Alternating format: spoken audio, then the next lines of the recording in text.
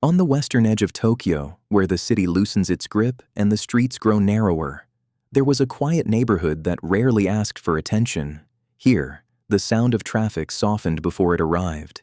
Nights arrived gently, without urgency. Houses stood close enough to feel familiar, but far enough apart to preserve privacy. A small park rested nearby, its swings creaking softly when the wind passed through, its paths empty once the sun disappeared. It was the kind of place where nothing dramatic ever happened, the kind of place people chose because it felt safe. A modest two-story house stood beside that park, plain walls, simple windows, no fence meant to keep danger out, because danger was never expected to arrive. Inside lived a family of 4. A father who preferred routine and quiet progress. A mother whose creativity softened the edges of everyday life.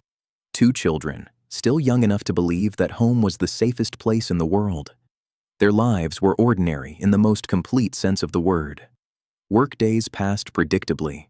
School days ended with homework and small complaints. Evenings settled into calm repetition. Nothing about them invited attention. Nothing about them hinted at what would come. December 30th, 2000 arrived without ceremony. Tokyo prepared for the new year. Stores remained open late. Trains continued their endless rhythm. Television screens flickered behind countless windows. Inside the house, the night unfolded slowly. Dinner ended without significance. Plates were cleared. The kitchen returned to order. Lights dimmed one by one. The children moved toward sleep, carrying nothing heavier than tomorrow's plans. The parents followed familiar routines, unaware that this night was different from every other. The house became still. And then, at some point during the night, someone entered. There was no crash of glass, no forced door, no sound sharp enough to reach the street. The entry was quiet, measured, almost patient. The person who stepped inside did not move like someone afraid. They did not rush. They did not hesitate. They had time. They moved through the lower floor first, passing everyday objects that held no meaning to them. Furniture remained untouched. Nothing was knocked over. Nothing announced their presence. Stairs carried them upward. The upper floor held private spaces, rooms meant for rest and safety. Here, the night changed. What happened unfolded without witnesses, without interruption, without sound loud enough to escape the walls. Violence occurred in sequence, not chaos. Moment followed moment. Room followed room. Outside, the park remained silent. The city slept. No neighbor heard screams. No passerby noticed lights switching on. The night absorbed everything. When the violence ended, something unexpected happened. The intruder stayed. They did not flee. They did not rush for the exit. Instead, they returned downstairs. They opened the refrigerator. They ate food that did not belong to them. They drank tea. They used the bathroom. They washed their hands. These were not the actions of someone panicked. They were the actions of someone unafraid. Time passed. Minutes stretched into hours. The house remained occupied by someone who did not belong there, moving calmly through spaces that had been full of life only hours earlier. Eventually, they left, quietly, without urgency, without leaving behind a single sound that would wake the neighborhood. The house returned to stillness. Morning arrived slowly, winter light sliding across the park, touching the windows of the home. Concern grew when calls went unanswered. A relative arrived, expecting inconvenience, perhaps a misunderstanding. Instead, they found silence that felt wrong. Police were called. The quiet house became something else. Inside, investigators moved carefully, documenting each room, each surface, each detail. They expected gaps, missing pieces. Instead, they found abundance. Clothing left behind, a kitchen knife, footprints that traced calm movement through the house, fibers, fingerprints, DNA. Evidence was everywhere. In most cases, this would have been enough. In most cases, this would have pointed clearly to someone. But this case refused to follow expectation. The DNA did not match anyone in Japan's records. This was unexpected. Violent crimes of this nature were rare, and when they happened, answers usually followed. The profile suggested mixed ancestry. The possibility emerged quietly. The intruder might not be Japanese. Perhaps a visitor, perhaps someone temporary, perhaps someone already gone. The clothing told little. Plain, inexpensive, anonymous. Nothing connected it to a place or a name. Footprints showed no panic, no running, no hesitation. Fear, it seemed, had never entered the house. Investigators searched for motive. Robbery was dismissed. Valuables remained untouched. Personal revenge offered no explanation, no disputes, no enemies or threats. Random attack was considered, but random attackers do not linger, they do not stay. But this person stayed. As details reached the public, shock spread quietly. Doors were locked more carefully and windows checked twice. People looked at familiar neighborhoods differently because the most unsettling realization was simple. This had happened without noise, without warning or resolution. Days passed, weeks followed, leads were investigated, but nothing held. The case cooled, but never closed. Theories formed in the absence of answers. A stranger from outside the country, a chance encounter, a young intruder acting alone, a house chosen for its location, not its occupants. And still, one question refused to fade. Why stay? Some believed shock caused detachment.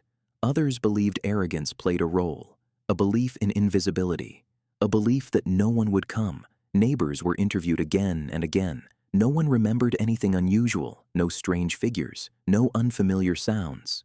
The silence of memory became part of the mystery. Years passed. Technology advanced. DNA analysis improved. International databases expanded. Each advancement brought hope. Each result returned the same answer. No match, no name, no face. The intruder remained unknown.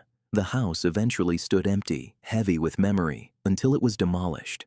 Not erased, but released. Every December, the case resurfaced. Names were spoken again, appeals renewed. Nothing changed. The case altered procedures. It altered perception. It altered the feeling of safety in quiet places. Tonight, it remains unsolved. The intruder remains unknown.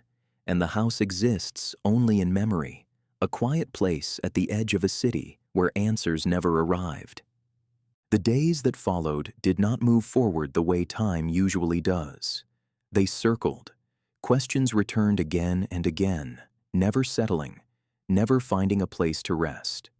Investigators revisited the house repeatedly, as if the walls themselves might eventually speak if listened to long enough. Each room was examined in silence, measurements taken, photographs archived, notes written with care. The evidence remained exactly where it had been left. Too much of it, almost deliberately so. The knife from the kitchen told a quiet story of opportunity rather than preparation. It had been close at hand, familiar, an object that belonged to the house long before it became something else. The clothing left behind suggested nothing memorable, no personalization, no alteration, no scent that pointed to a specific place or person. It was as though the intruder had taken care to remain unremarkable. Footprints mapped a calm journey through the home. Upstairs, downstairs, back again.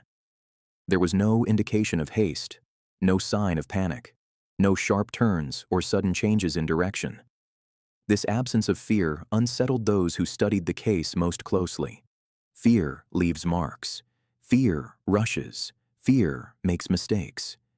Here, fear was missing. Investigators spoke softly among themselves, careful not to let speculation harden into assumption. They knew that cases like this could turn on a single overlooked detail.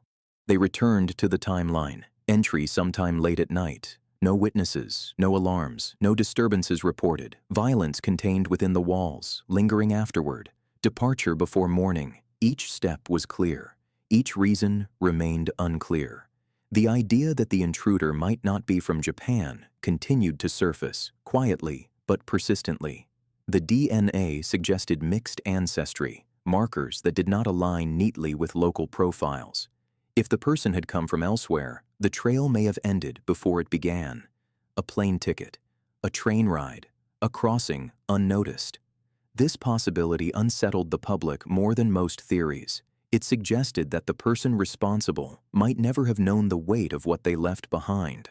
As weeks passed, the neighborhood returned to routine on the surface. Children played in the park again. Dogs were walked at familiar hours. Lights flicked on and off behind windows. But something had changed. People listened more carefully at night. Doors were locked sooner. Windows were checked twice. The sense of safety had not vanished, but it had thinned. The house itself became a place people avoided looking at directly. Some slowed when they passed. Others crossed the street. It stood quietly, unchanged, holding the memory of a night no one had witnessed. Inside police files, the case grew thicker. Psychologists were consulted, behavioral patterns analyzed. Why stay after the violence? One theory suggested dissociation, a state in which the mind disconnects from reality after extreme acts. Another suggested control, a need to reclaim calm after chaos. Neither explanation fully satisfied. The intruder's actions were too ordinary, too domestic. Eating, drinking, washing hands. These were the habits of someone comfortable indoors, not someone unraveling. The idea that the intruder might have been young gained quiet traction. The clothing, the size, the lack of long-term planning. Youth could explain recklessness. It could explain the failure to remove evidence, but it did not explain the confidence. Confidence is learned. Confidence is practiced. Months passed, media coverage slowed, then returned in waves. Each update brought renewed attention, followed by the same silence. No suspect emerged, no confession, no anonymous tip that led anywhere. The families' names were spoken carefully, respectfully. They became more than individuals. They became a symbol of unanswered loss. Years began to layer over the case. Technology advanced steadily, quietly promising resolution. DNA databases expanded beyond borders. International cooperation improved. Each new development reopened hope. Each new test returned nothing. The DNA remained unmatched. It belonged to someone who, on paper, did not exist. The house eventually emptied of police tape and investigators. It remained standing, but time pressed against it. Grass grew around its edges. Paint faded slightly. Seasons passed. The decision to demolish it came without ceremony. Not to forget, but to release. When the structure was gone, the space felt strangely open. The park remained. The street continued. Only memory marked where the house had been. Every year, near the end of December, the case resurfaced again. Police renewed appeals. Images were reshared. Details retold. People listened, hoping something would finally connect. Nothing did. The case quietly influenced policing strategies. Neighborhood awareness campaigns grew. Home security conversations changed tone. It became a lesson in vulnerability rather than resolution. For investigators, it remained a wound that never closed. For the public, a reminder that mystery does not require distance or drama. Sometimes it arrives quietly. Sometimes it stays. Tonight, as the city rests again, the questions remain. Who entered that house? Why did they come? Why did they stay? The answers have not arrived, and somewhere beyond the reach of records and databases, the person responsible continues to exist, unnamed, unseen, and untouched by consequence. The night moves on, the park grows quiet again, and the memory of that house lingers softly, like a shadow at the edge of sleep.